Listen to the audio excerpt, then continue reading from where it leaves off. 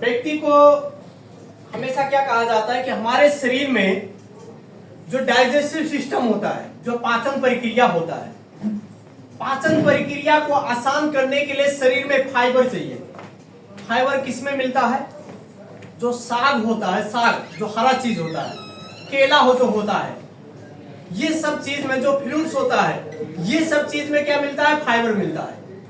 लेकिन फाइबर मिलने वाली चीज को हम कम खाते हैं, राइट है? हम कम खाते हैं। डीएक्सन कंपनी का जो माइको वेजी है, ये कंप्लीट वेजिटेबल और मशरूम से बना हुआ चीज है। किस चीज से? मशरूम से। वेजिटेबल और मशरूम से बना हुआ चीज है। ये कंप्लीट फाइबर फूड है। शरीर का पाचन प्रक्रिया जब अच्छा नहीं होगा तो वहां पर जो हमारे शरीर की जरूरत नहीं वो चीज जमता जाएगा, क्योंकि पाचन नहीं हुआ। जब पचेगा नहीं तो निकलेगा कैसे? निकलेगा क्या? तो पचने के लिए हमारे पास फाइबर युक्त खाना चाहिए। ज्यादातर लोग खाना खाने के बाद में उनका पेट थोड़ा मुश्किल हो जाता है, कहते हैं पेट थोड़ा ताना हुआ है। तो इसका मेन रीजन क्या है कि उनके पास पाचन प्रक्रिया करने के लिए जो फाइबर की जरूरत होता है वो शरीर में नहीं होता है। इसलिए धीरे धीरे जो कोलेस्ट्रॉल की प्रॉब्लम है ये बढ़ता जाता है। तो डीएक्सन कंपनी का जो माइको वेजी है, ये माइको वेजी जिसने प्रयोग किया होगा उनको मालूम है इसमें कोई टेस्ट नहीं है, इसमें टेस्ट नहीं है। सो इसको अगर जो हमारे पास डायबिटीज की प्रॉब्लम नहीं है तो हम डीएक्सन कंपनी का कोकोजी मिक्स करके थोड़ा इसको हम मीठा बनाकर इसको हम खा सकते हैं। ये कंप्लीट फाइबर खाना होने की वजह से अगर जो माइको वेजी यूज करते हैं तो हमारा कोलेस्ट्रॉल कम करने के साथ साथ पाचन प्रक्रिया को बहुत अच्छा करेगा।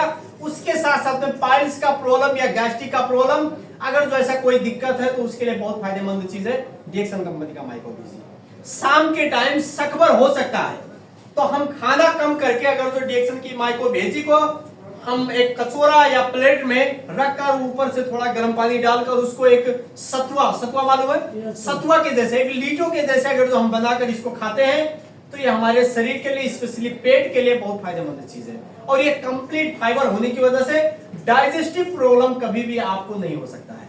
आज ज्यादातर लोग ऐसे हैं कि उनको 2-2 दिन तक टॉयलेट नहीं होता है। इसका मेन रीजन क्या है कि हम खाने वाले जो खाना है ये खाना पचता नहीं है, डाइजेस्टिव नहीं होता है, इसलिए कॉन्स्टिपेशन शुरू हो जाता है।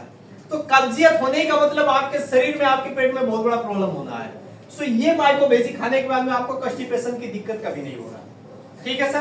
तो इसका खाने का जो तरीका है, आपको इसमें स्पून आता है, 2 स्पून डालिए या जितना आप खा सकते हैं, 3 स्पून में भी खा सकते हैं।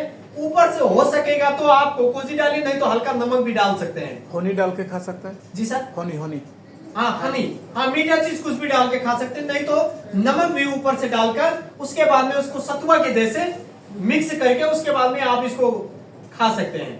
इसमें टेस्ट नहीं है, इसलिए ज्यादातर माइको वेजी को ज्यादातर लोग नहीं खा पाते हैं। खाली पेट में खाएगा कि खाना? शाम को टाइम, कभी भी शाम के टाइम आप अपने खाना को कम कर दीजिए, नहीं तो शाम के टाइम खाने के जगह पर आप माइको वेजी खाइए।